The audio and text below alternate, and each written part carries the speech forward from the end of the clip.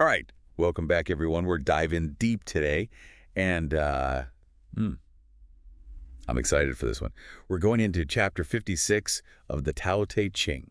Ooh, okay. Yeah, this chapter is all about, well, it's about people who've achieved enlightenment. Right. People who Lao Tzu says embody the Tao, really embody it. Mm. But, and here's the thing that I think is so interesting.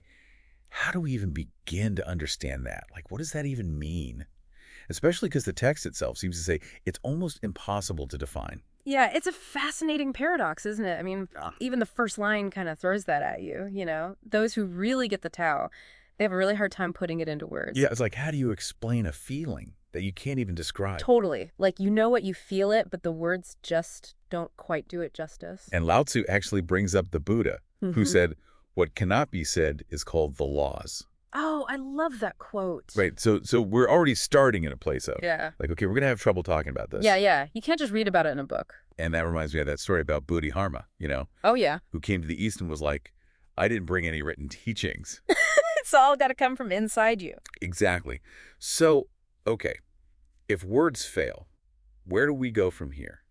How do we approach this whole idea of enlightenment? Well, one thing Lao Tzu is very clear about is that, don't confuse showmanship with really understanding it. Oh, that's good. Just because you're, acting all strange or boasting about how much you know, that doesn't mean you're enlightened. Right. That makes me think of all the people you see who, maybe want to appear wise Yeah. more than they actually are wise. Absolutely. Throwing around fancy words, but not really living by those ideas. Right. It's all for show.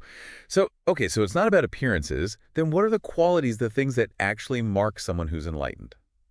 Well, thankfully, Lao Tzu does give us a little bit of a list here. He talks about shutting the door of the mouth, Okay. controlling your emotions and desires, subduing arrogance and sharpness. It's really about cultivating inner stillness, detachment, but not in a way that isolates you, but frees you from the chaos of the world. It almost sounds like, to me, this sounds like a recipe for inner peace, which I think a lot of us are really Oh, for sure. searching for these days. Definitely. Like if Yeah. you can detach from those constant ups and downs of emotions, your wants and needs, then you find that steady ground within yourself. Okay, but this is where I think it gets really fascinating. Oh. Because Lao Tzu describes an enlightened person as someone who you can't get close to, but you also can't alienate them. Whoa. How does that even work? It's like they're in this space where, normal ideas of connection just don't apply. Like very mind-bending, yeah. He talks about their heart being like empty space, free from all those desires that cling to us, but overflowing with compassion for everyone. Okay, so they embody this idea of non-attachment. Yeah, which you see in a lot of Eastern philosophies. It's not about pushing people away, Yeah. but it's being with them without needing to control them. So they're connected but detached. Exactly. And because they're not caught up in those illusions of life and death anymore, they can't really be harmed or helped in the way we usually think about it. So they've reached some kind of like spiritual invincibility. I think so. Their peace is just unshakable, Nothing really bothers them. They're not swayed by wealth or status, praise, criticism. It's all, They've risen above. yeah. It makes you think, what are the things that take away our own peace?